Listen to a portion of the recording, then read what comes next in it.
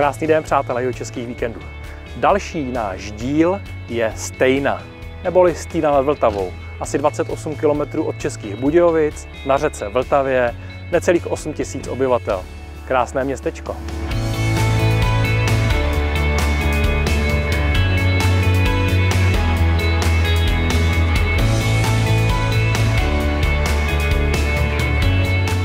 Turisticky je velmi zajímavé náměstí s kostelem svatého Jakuba, budova radnice a zámek, v němž sídlí muzeum se sbírkou vltavínů. V muzeu je také stálá výstava loutek, tematicky spjatá s loutkařským rodem Kopeckých.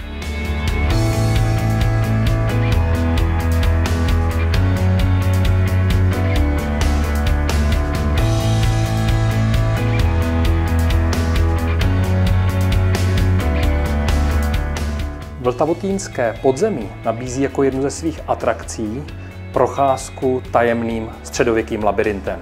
Tak se pojďme ponořit. Projdete sklepním bludištěm, prožijete tajemné pověsti o ohnivém kočáru a čertovi a navštívíte dno studny.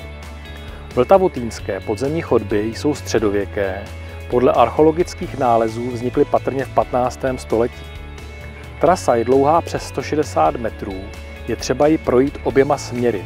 Celková délka prohlídky je tedy 320 metrů.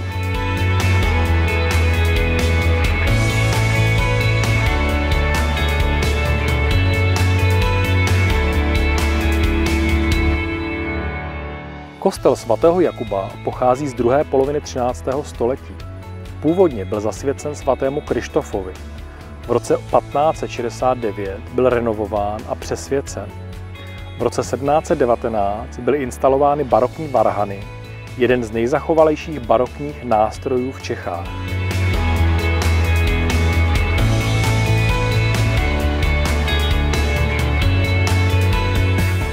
Tejnská sokolovna je centrem kulturního dění v Týně nad Vltavou. Byla postavena v roce 1925 místním stavitelem Jaroslavem Duškem a po více než 80 letech městem zrekonstruována.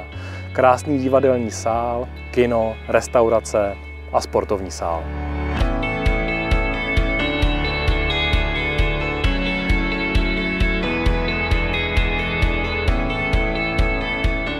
Nejenom Český Krumlov, ale i Tejn má své otáčivé hlediště. Sice menší a skromnější, ale v krásném přírodním parku.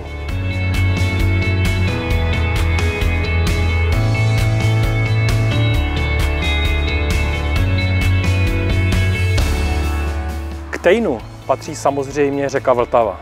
Krásně upravené okolí, cyklostezka, která vede podél až na Hněvkovickou přehradu a dál na Hlubokou a do Českých Budějovic. Výletní lodní doprava a vyhlídkové plavby jsou na řece Vltavě velice oblíbené. Pro návštěvníky je připravena malá loď Regent a historická osobní loď Pálava. Lodě vyplouvají na výletní trasy k soutoku Vltavy a Lužnice a na pravidelné lodní lince z Hluboké nad Vltavou do Týna nad Vltavou a k zámku Mitrovic. Lužnice je pravostranným přítokem Vltavy a zde má za sebou již 208 km dlouhou pouť. Jedná se tedy o spojení dvou téměř rovnocenných toků, protože Vltava má jen o něco více, přesněji 222 km. Prostě řeka Vltava a její okolí neodmyslitelně patří k Týnu nad Vltavou.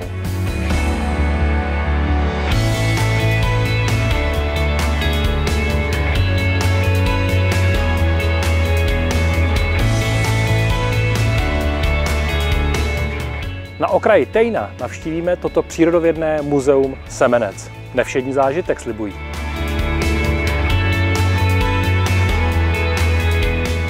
Přírodovědné muzeum Semenec se nachází asi 2 km od centra města a rozprostírá se na ploše asi 4 hektarů. Naleznete zde, kromě krásných domácích i cizokrajinných rostlin, také pozoruhodnou sbírku hornin a zkamenělin, velké pískoviště, včelařský koutek, dobrodružné prolézačky či řadu interaktivních prvků pro zkoumání přírody. Nevšední hry a úkoly vás zabaví na celé odpoledne.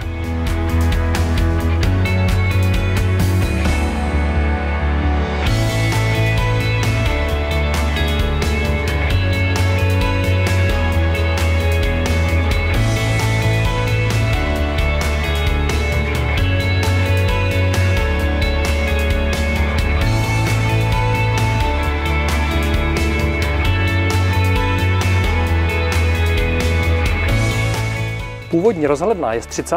let minulého století. Tato betonová z 80. Vidět je jaderná elektrárna Temelín.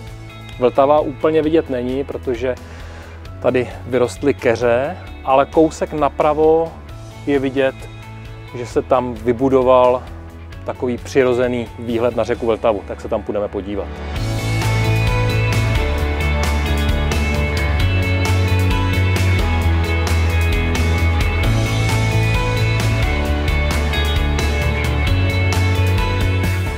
Další díl Jihočeských víkendů je za námi. S krásným Vltavotýnskem a Stejnem se loučíme na vyhlídce nad řekou Vltavou. Nesejte doma a vyražte na další Jihočeský víkend. Mějte se krásně.